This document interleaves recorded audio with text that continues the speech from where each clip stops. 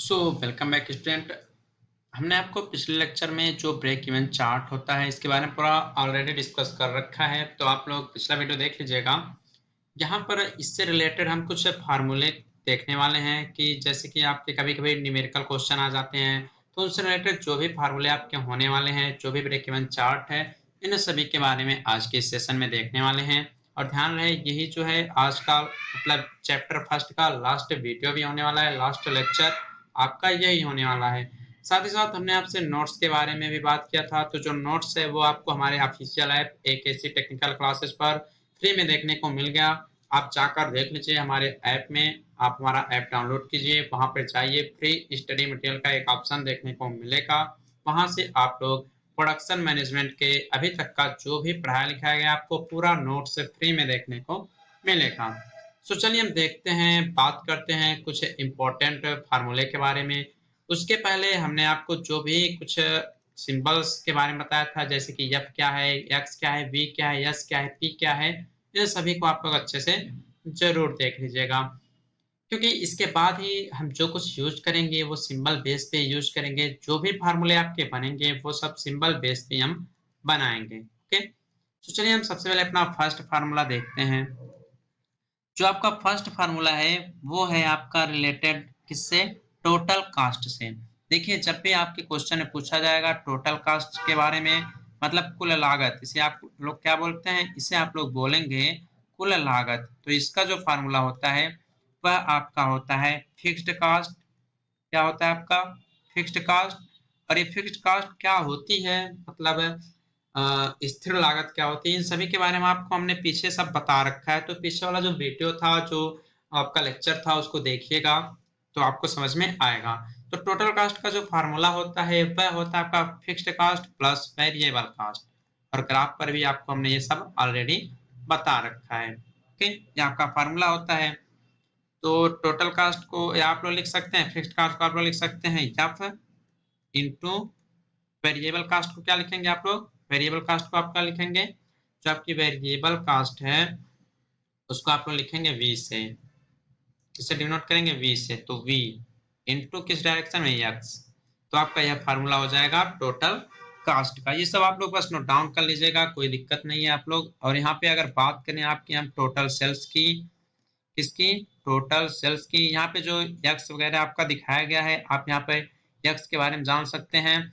जो आपका capital x है वह नंबर ऑफ यूनिट प्रोड्यूस कितने हुए हैं उसको बता रहा है, लेकिन जो आपका स्मॉल एक्स अगर कहीं पर देखने को मिलेगा, जब भी आपको कहीं पर स्मॉल एक्स देखने को मिलेगा, तो आप जान रहे कि वह एक्स डायरेक्शन में बताया जा रहा है, बस सेल्स की कंडीशन को बताएगा एक्स डायरेक्शन में। ओके, तो टोटल सेल्स का जो फार्मूला है वो क्या है, वह है small x into capital x, जितना प्रोड्यूस आपका प्रोडक्शन हुआ है। ओके, अब इसके बाद अगर हम और आगे साथ थोड़ा सा बात करें तो आपका एक और फार्मूला होता है ब्रेक इवन पॉइंट। देख लीजिए सब फार्मूले हैं, बस आपको थोड़ा सा नोट डाउन कर लेना है। ब्रेक इवन पॉइंट हम इसको लिख देते हैं BEP। ये जो फार्मूला होता है यह होता है आपका F by 1 minus capital V by P होता है। ये आपका एक फार्मूला होता है, जिसमें एफ जो है, वह आपकी स्थिर कास्ट है, जिसे आप बोलते हैं फिक्स्ड कास्ट, यह आपकी स्थिर लागत है। जो कैपिटल वी है वो आपकी क्या है, प्रति यूनिट वेरिएबल कास्ट। क्या है यह आपकी है प्रति यूनिट चल लागत, जिसे आप बोल सकते हैं वेरिएबल कास्ट।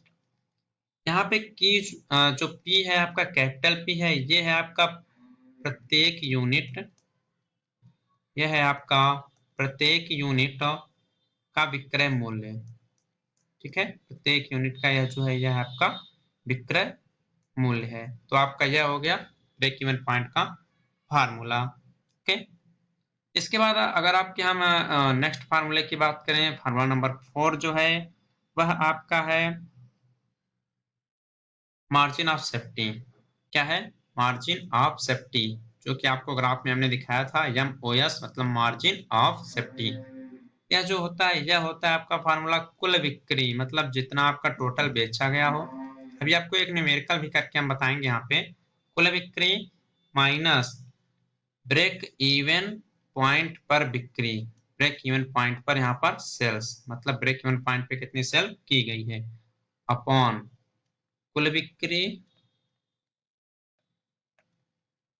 इंटू 100, ये फार्मूला होता है। ठीक है, तो ब्रेक इवन पॉइंट पे जितने सेल्स किया गया है उसको आपको देखना है और अपॉन में इंटू 100 कर देना है।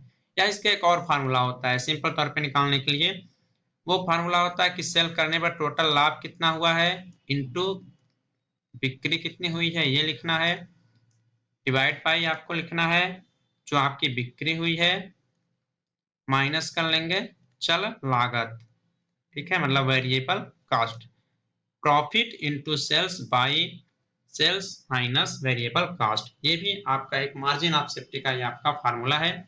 ये सब आपको देखने को मिलेंगे आगे जब न्यूमेरिकल क्वेश्चन हम सॉल्व करेंगे तब, इसलिए इसको कहीं आप नोट डाउन करके रखे रहिएगा।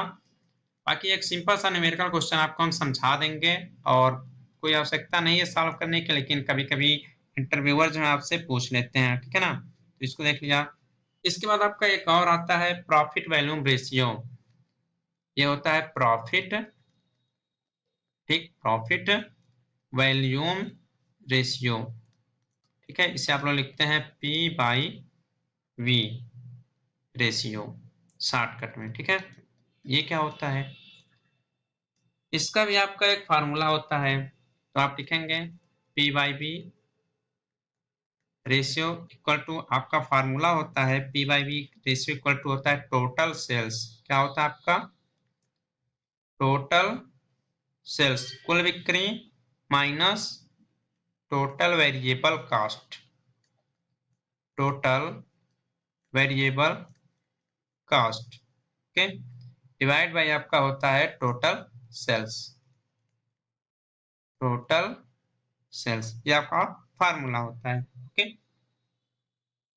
तो अगर इसको और किसी भी दूसरे लैंग्वेज में अगर लिखना चाहें तो आपका एक और होता है सिंपल तौर पे, अगर दूसरा इसका फार्मूला लिखें तो आप लिख सकते हैं। देखिए फार्मूले को बस आप लोग याद कर लीजिएगा, बहुत इम्पोर्टेंट तो नहीं है, इम्पोर्टेंट नहीं है, बट आप लोग लिख सकते हैं, याद तो कर ही सकते हैं। लिख लीजिएगा क्या होता है, लाभ में वृद्धि, ये दूसरा फार्मूला है इसका, अपॉन बिक्री में वृद्धि। ठीक है, बिक्री में वृद्धि इंटू 100, ये आपका फार्मूला होता है। ठीक है, और अगर इसको हम शॉर्ट फॉर्म में लिखें तो टोटल सेल्स आपका है यस माइनस कुल लागत B divide by S into 100, ये आपका फार्मूला होता है। तो ये सब फार्मूले हैं, इसको आप लोग देख लीजिएगा, पढ़ लीजिएगा। बाकी यहाँ पर हम एक न्यूमेरिकल क्वेश्चन सॉल्व करने जा रहे हैं, तो आप लोग भी देख लीजिए किस तरह के क्वेश्चन अगर पूछे जाएंगे तो अच्छी बात है, बट पूछा नहीं जाता है, ध्यान में रखिएगा। कभी भी न्यूमेरिकल क्वेश्चन आपका इस चैप्टर से पूछा नहीं गया है, ना ही इस बुक से कोई न्यूमेरिकल क्वेश्चन पूछा जाएगा। बस आपका एक चैप्टर है जिसमें से आप आगे हम बताएंगे, एक चैप्टर है जिसमें से एक या दो न्यूमेरिकल कभी कभार पूछा गया है 2-4 साल 10 साल पहले, तो उस चैप्टर में आएंगे तो आपको हम बताएंगे। उसके पहले आइए हम न्यूमेरिकल क्वेश्चन को सॉल्व करते हैं, पहले समझते हैं कि न्यूमेरिकल क्वेश्चन में क्या क्या दिया हुआ है। इसके पहले अगर आप लोग नहीं नोट किए होंगे तो सब कुछ अच्छे से नोट कर लीजिएगा पीछे वीडियो देख के, क्योंकि जब हम सॉल्व कराएंगे तो हम डायरेक्ट फार्मूले लिखेंगे, बार बार हम स्लाइड ऊपर नीचे नहीं करेंगे। तो फार्मूले आप लोग जरूर से जरूर कहीं एक जगह लिख लीजिए ताकि आपको कोई प्रॉब्लम ना हो।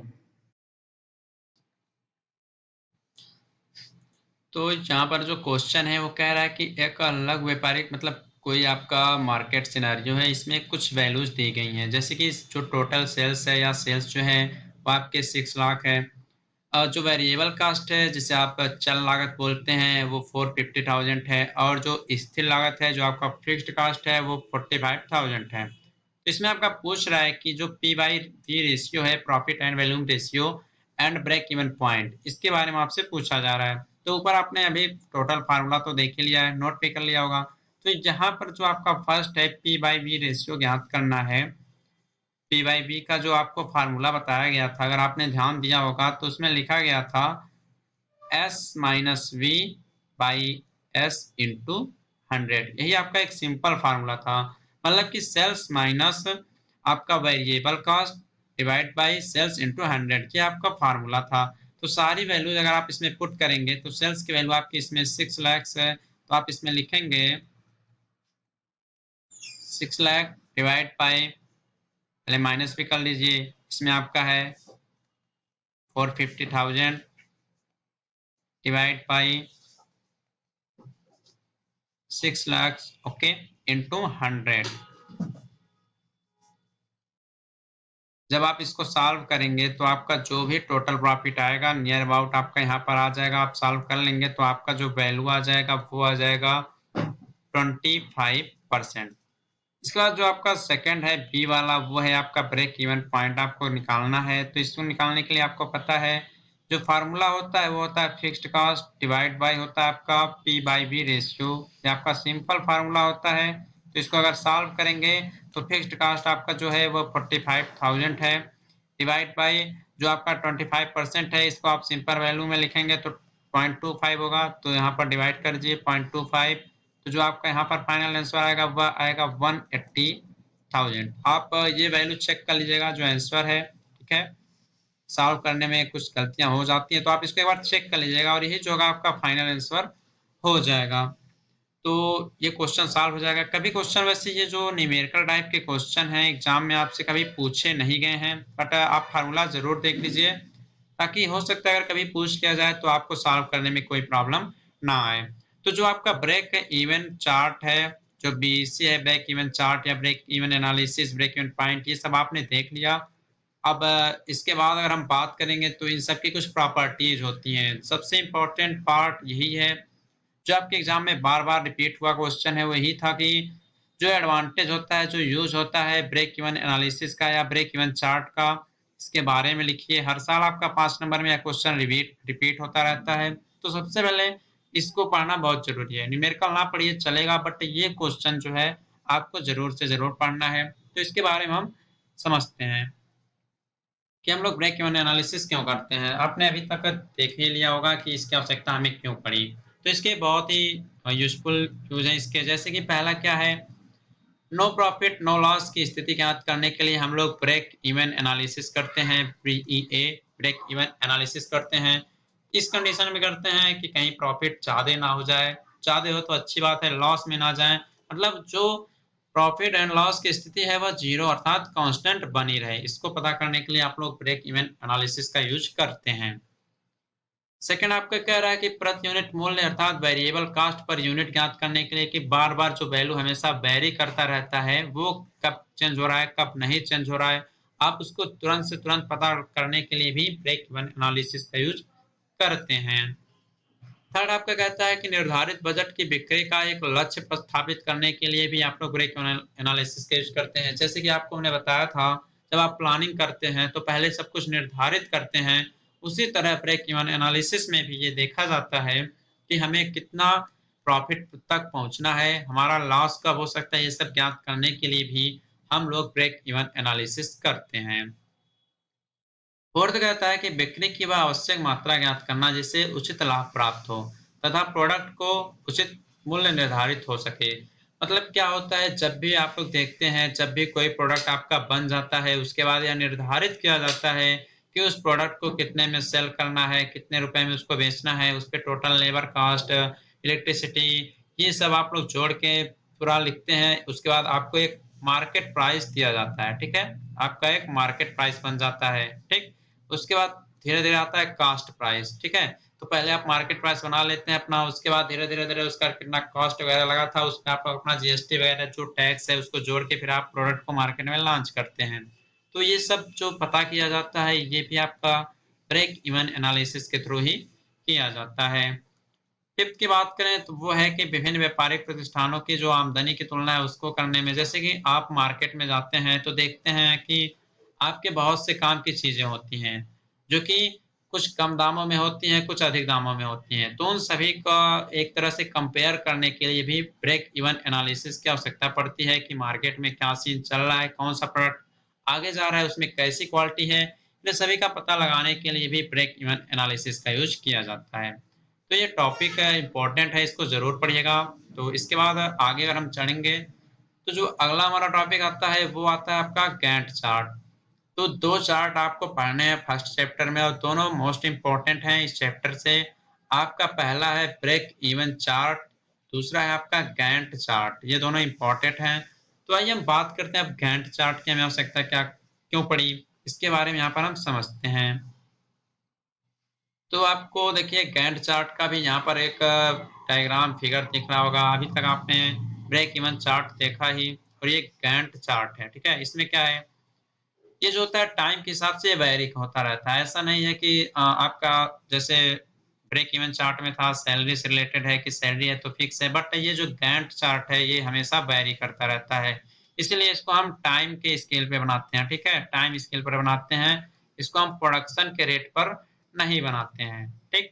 तो यहाँ पर लिखा भी गया है कि यह टाइम स्केल पर बनाया गया चार्ट होता है। इसमें जैसे क्या होता है, मान लीजिए आपके कंपनी में काम हो रहा है, आपकी कंपनी को 1000 प्रोडक्ट बनाने का ऑर्डर मिल चुका है, ठीक है। तो 1000 प्रोडक्ट आपके सही तरीके से बन रहे हैं कि नहीं बन रहे हैं, इन सभी का पता लगाने के लिए, उसकी प्रोग्रेस चेक करने के लिए हम लोग गैंट चार्ट का यूज करते हैं, ठीक है।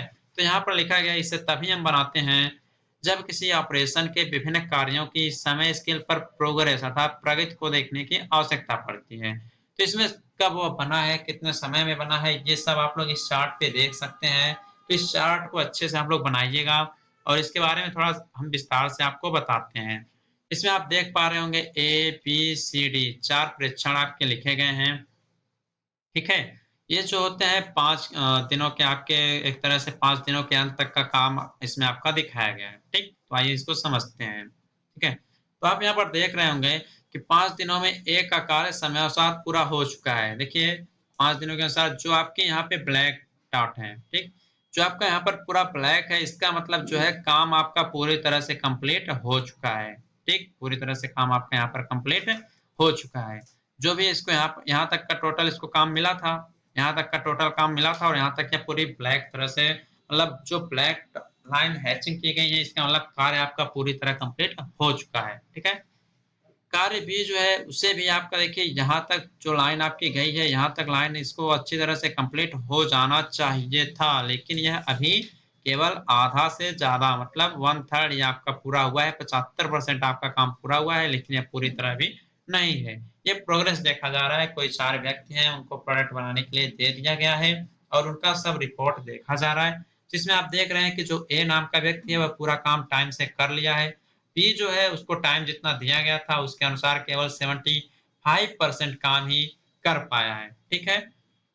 और जो सी है आपका, इसको देख रहे हैं आप लोग, पूरी तरह यह क्या है, ब्लैंक है, पूरी तरह यह ब्लैंक है, मतलब यह अभी कार्य प्रारंभ किया ही नहीं है, यह थोड़ा सा भी कार्य नहीं किया है। इसके बाद पॉइंट डी की अगर बात करें तो पॉइंट डी क्या कह रहा है कि कुछ देर से इसका काम देखिए यहाँ पर बीच में आ गया, मतलब इसका काम कुछ देर से प्रारंभ था लेकिन अभी अब बंद हो चुका है। अगर ये यहाँ से स्टार्ट होता तो हम कहते हैं कि यहाँ 10% हुआ है, बट ये आप लोग बीच में से देख रहे हैं कि बीच में से इसका काम स्टार्ट हुआ है। इसका मतलब ये हुआ कि कुछ देर पहले इसका काम स्टार्ट था, कुछ दिन पहले अपना काम कर रहा था, लेकिन यह अब अपना काम नहीं कर रहा है, ओके।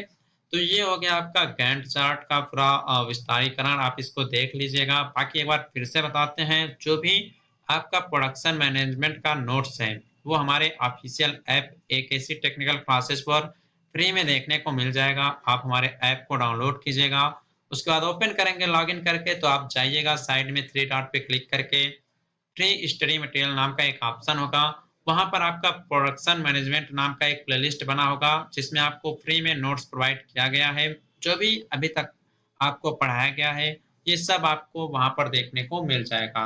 तो आप ऐप डाउनलोड कर लीजिए। और चैप्टर फर्स्ट जो है आज आपका समाप्त भी हो जाएगा। आज का यह चैप्टर फर्स्ट का यह लास्ट लेक्चर है, तो आप पूरा नोट्स वहां से हमारे ऐप से डाउनलोड जरूर कर लीजिएगा।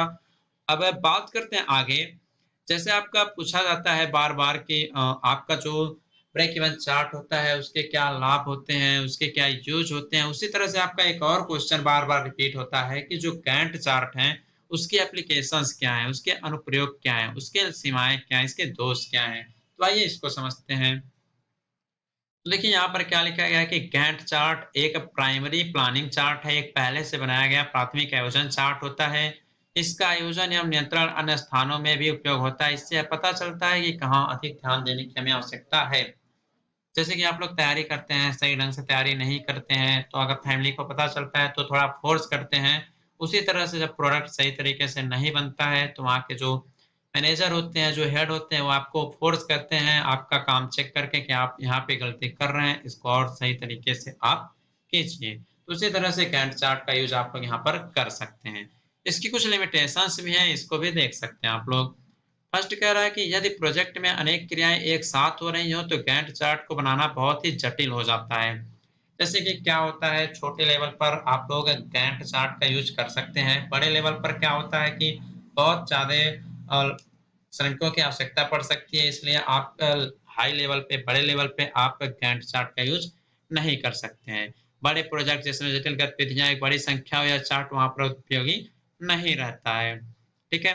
सेकंड कह रहा है कि यह चार्ट ऐसा कोई आंकड़ा प्रस्तुत नहीं करता कि वास्तव में क्या कार्य पूर्ण हुआ है और क्या कार्य शेष है। ये केवल यही बताता है कि आपका काम हो रहा है या नहीं हो रहा है। मतलब आप कहीं बैठ के मौज-मस्ती तो नहीं कर रहे हैं कि आप काम कर रहे हैं, बस ये बताता है। ये नहीं बताता कि आपका कितना काम हुआ है, ठीक है? क्योंकि चार्ट में बार के मध्य घटनाओं को प्रदर्शित आप लोग बार-बार नहीं कर सकते हैं। जैसे कि यहाँ पर देख लीजिए आपका इतना दे दिया गया है, तो आप बस अनुमान लगा सकते हैं कि हाँ, इतना काम हो गया है। लेकिन इसे आप एक तरह से सही मापदंड नहीं दे सकते हैं, ओके? तो ये जो आपका चैप्टर फर्स्ट था, ये आपका समाप्त होता है। इसके बाद हम आगे जो हमारा नेक्स्ट लेक्चर आएगा उसमें हम आपका चैप्टर सेकंड जो कि है इंस्पेक्शन एंड क्वालिटी कंट्रोल, इसको हम स्टार्ट करेंगे। इसके पहले आप लोग फर्स्ट चैप्टर के सभी लेक्चर्स को अच्छे से देख के अपने नोट्स कंप्लीट कर लीजिएगा। बाकी नोट्स के लिए एक बार फिर से बताते हैं, हमारे official app AKC technical classes पर फ्री में आपको नोट्स देखने को मिल जाएंगे। सो आपसे मिलेंगे नेक्स्ट लेक्चर में, जिसमें आपका हम चैप्टर नंबर सेकंड स्टार्ट करेंगे। और इम्पोर्टेंट चैप्टर है, सारा स्लाइड आपका रेडी है, बस इसको समझाना है। तो आप वेट कीजिए, जल्द ही आपका चैप्टर नंबर सेकंड स्टार्ट कर देंगे।